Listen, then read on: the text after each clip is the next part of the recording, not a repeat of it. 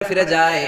আবু বকর বললেন, নবী চলেন ঘরে ফিরে যাই, দাফন শেষ, কাফন শেষ, দোয়াও শেষ। বিশ্বনবী বললেন, না আবু বকর, আমি যাব না, তুমি যাও, আমি কবরের সামনে দাঁড়িয়ে থাকবো। যেই মহিলাটাকে এই কবরের মধ্যে আমি শোয়ালাম রে আবু বকর, এই মহিলাটা সাধারণ কোন মহিলা নয়, আমার বিপদের দিনের সঙ্গিনী খাদিজা।